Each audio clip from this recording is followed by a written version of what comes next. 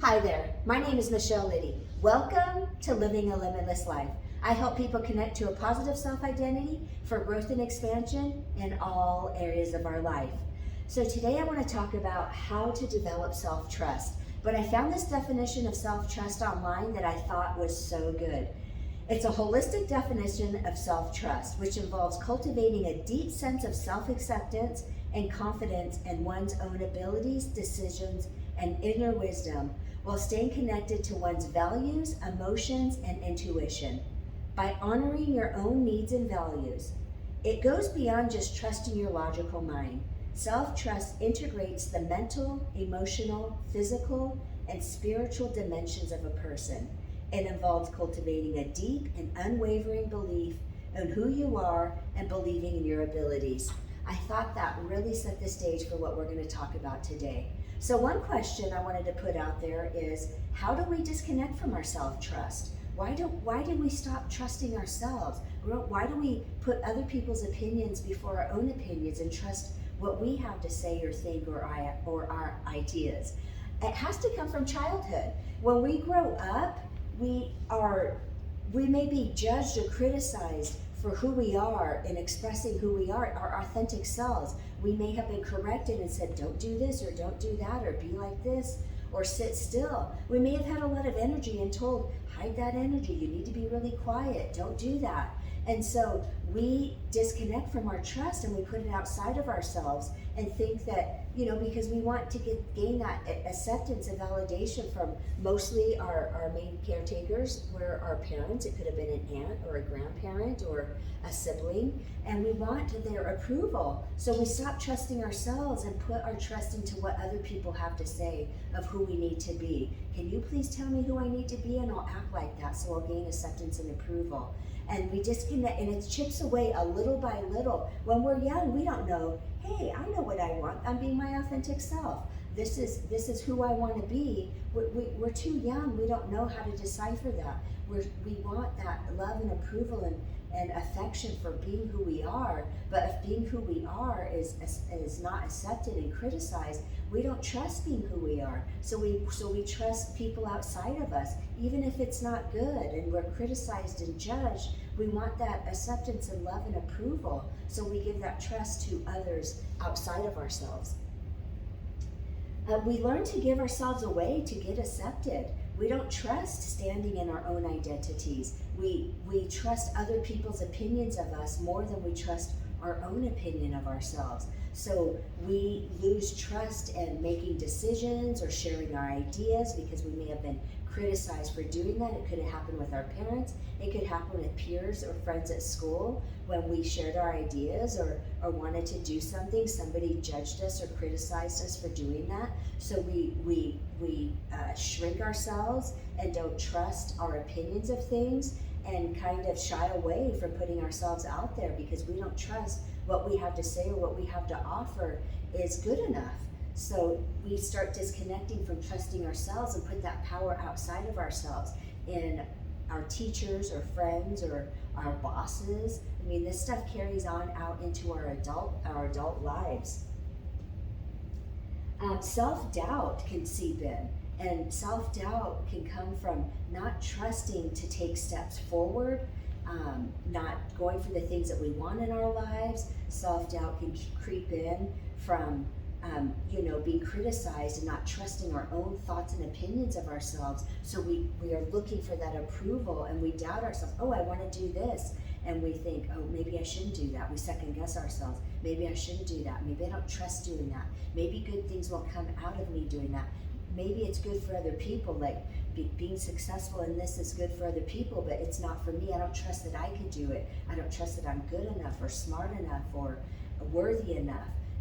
Self-trust can kind of infiltrate different areas of our lives and not stepping into who we are authentically because we disconnected from our authentic selves because we didn't trust being our authentic selves, and we started being pieces of us and being what other people wanted us to be. And I'm not saying that, not for everybody, the totality of who you are, you're not your authentic selves, but there are pieces of ourselves that we're not authentic because we don't trust that it will be accepted.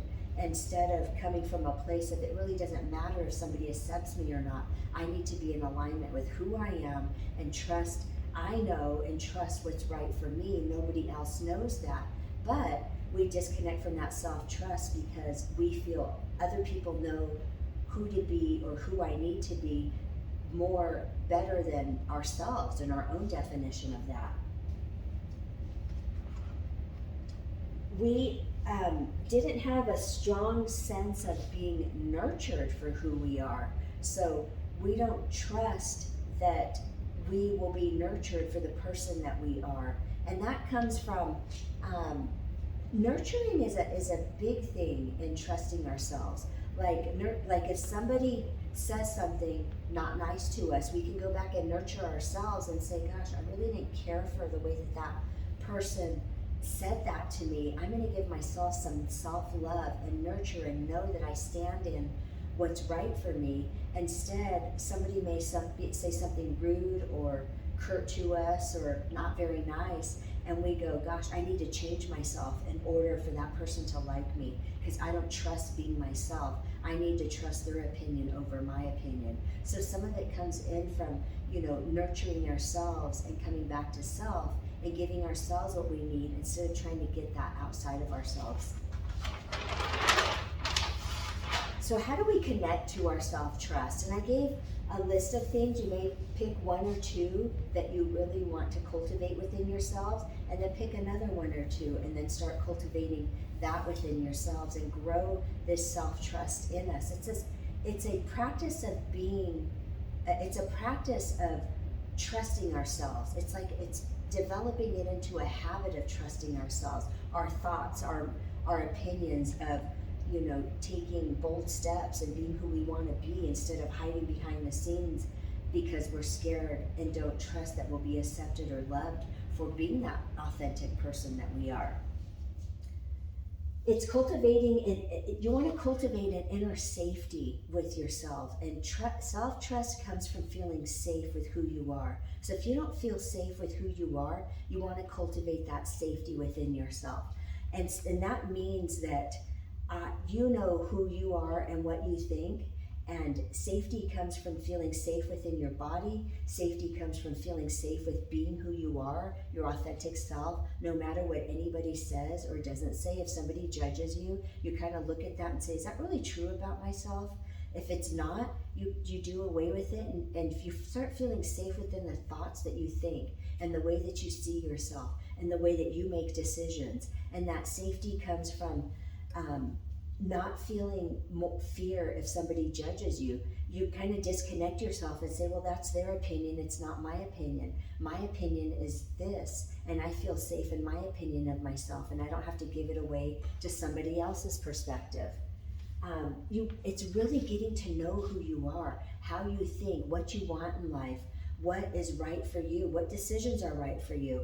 I want to do this, not that. I want to go for this. And whether somebody agrees with you or not, you stand strong in your identity of who you are and what you want for yourself. Because when you really start going for what you want for yourself, you're going to rub people the wrong way. This happened to me just the other day with a friend of mine. She had a perspective on how you should act in a certain situation, and the way that I acted, she didn't agree with. It wasn't rude or discounting or anything. It was just a perspective of how she felt you needed to act in a certain situation. And the old me would have agreed with her, and the old me would have not, maybe spoken up for something that I wanted, and I did in this particular situation. It was very low key. It was not a big thing, but she didn't agree with it. And that was a change in me, not catering to, I've been friends with this person for a long time. It's not catering to the needs of somebody else. It was really standing in, well, what does Michelle want and what do I want? And I spoke it, and she didn't care for it. She wanted me, I think, maybe to go along with the group and not stand up for, it wasn't even a standing up for what I want. It was just voicing something that I wanted, and she thought I shouldn't have said it. And so when we start growing into our own identity of what's right for us, some people may not agree with it, because if they're used to you catering to them or giving yourself away to them, and you start standing in your own identity, they unknowingly don't like it. And so we talked it out, everything is fine, but I'm starting to stand into my own identity and not giving myself away to other people and what I think that they want. Because it's really none of my business about trying to figure out what somebody else wants. It's really my business to stand in my own identity and figure out what's right for Michelle and what do I want, and for you as well. Let go of control and attachment. Self-trust is trusting in the universe, or God is going to give you what you need. It's not having to control every little detail of something. It's releasing it and saying, I'm taking the steps towards what I want, but how the outcome may happen, I'm not sure. I'm going to trust that the universe or God is bringing that together for me. My job is to just keep taking the next right step towards what I want to do. And that outcome can come, and there's so many ways that that outcome can come to you. So allow and trust that you'll be guided to the outcome, that you don't have to know every step and every detail to the way that that outcome is going to happen.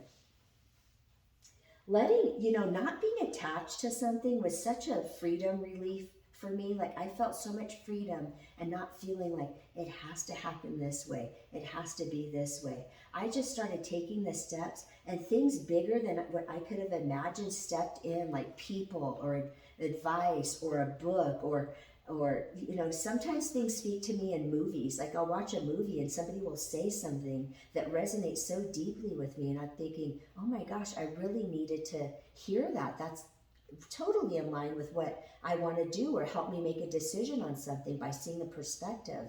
And so you never know how information may come to you, but if you're open to it, it will come to you through people or a movie or situations or reading a book or whatever that may be. It could be coming from a stranger. I've had that happen to me, where a stranger said something to me, and I'm like, oh my gosh, that was exactly the piece of information that I needed right now. But if I was trying to control every step to my outcome, I wouldn't have allowed that thing or person or situation to come into my life and speak to me the knowledge that I needed to know. Allow good to start trusting that good can equal good. Good does not have to equal bad. I was attached to good equals bad, because in my family upbringing, good meant I would get really excited for something, but then get disappointed because my parents would say, oh, we're going to do this. Oh, we're not going to do it anymore. Oh, I forgot that I even said that. And I, as a kid, would really be counting on these things. So I got disappointed so many times. So I attached good to disappointment. If I get excited about something, I'm going to be disappointed. So I would just be like even keeled with my emotion. I'm not going to expect any good. So I shut off that allowing good to come into my life, because good meant pain or suffering to me. If I got too happy or excited, my dad would get angry and wouldn't want me to be too happy or excited. So I shut down my excitement or my joy for things. And I thought, well, being excited means bad. It means that I'm going to be criticized or judged. So this may have happened to you as well, is that good meant suffering or bad. So we can never have what we want in life if we don't allow good into our life. So I had to start thinking and attaching to things and looking at situations in my life where good actually equaled good. Like, I expected this good thing, and a good thing is going to happen from it. Good does not have to mean bad anymore. That story of my life is over. That was when I was a kid. My dad does not control what good comes to me anymore. I allow and accept what good comes to me anymore, what good comes to me now, and I'm the one that makes that decision. He doesn't make that decision for me anymore. It's inner definition instead of externally defining. So as I said earlier in the video, we learn to trust people's opinions outside of ourselves. Now we can turn that internal, and I define trusting myself. I define things in my life now. I don't hand that over to something external to me. Like, can you define what's okay for me to do this or not? Can you define if I could step forward in my life? You know, waiting for that approval or defining of somebody else of who I need to be. Now I can step back into myself, trust my own ideas, trust my own thoughts, and define things for myself. I don't have to give that outside of myself anymore. So it's coming back and living from an internal perspective of how I see myself, what I want for myself, what good things, and connect to what good things do happen in my life, and start letting that permeate my thinking process instead of waiting for approval of somebody else or waiting for somebody else's acceptance or defining of something in order for me to do something. Like, oh, well, they did it, I guess I can do it. Instead of going, well, this is what I want to do and I'm going to do it, whether somebody agrees with me or not, because I choose what's right for me. I don't leave that in the hands of somebody else anymore. A big thing is trusting in a higher power.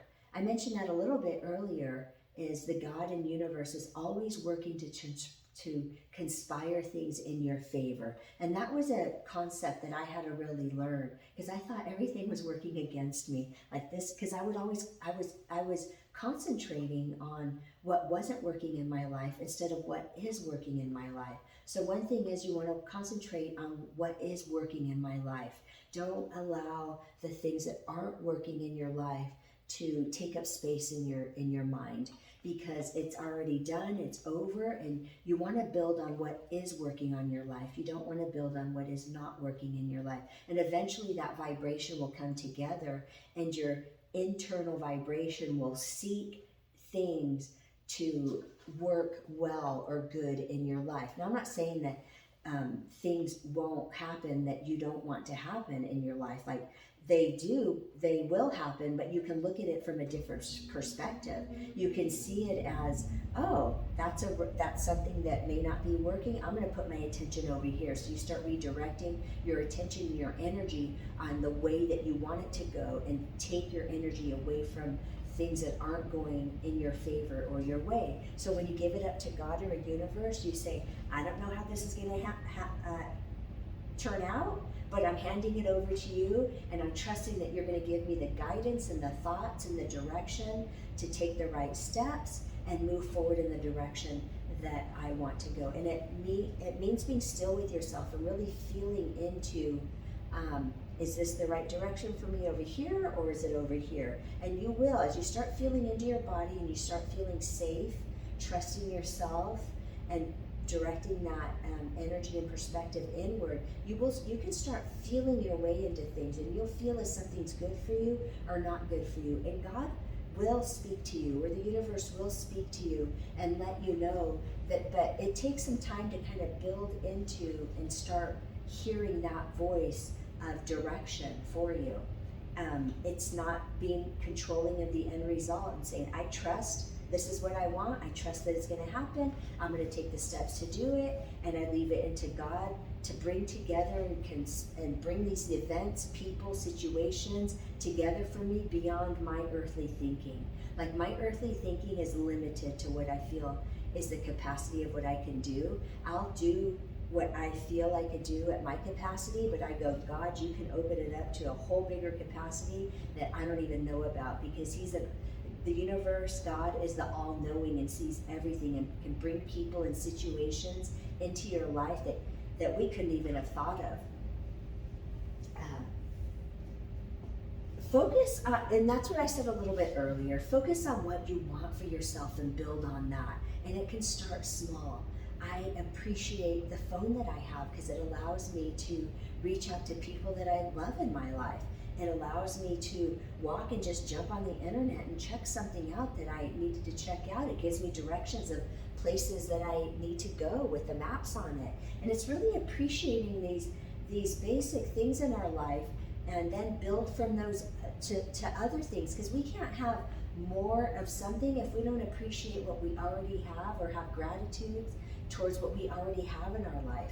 I go out for morning walks in the morning, and I am in gratefulness of being able to see the mountains being able to see the sky, seeing the birds fly in the air. I live on this pond, kind of little lake pond, and I see all the ducks out there and the geese, and it's so nice to see all of this wildlife. And I really appreciate that, and really stand in gratitude and build on that gratitude with other things I'm grateful for in my life.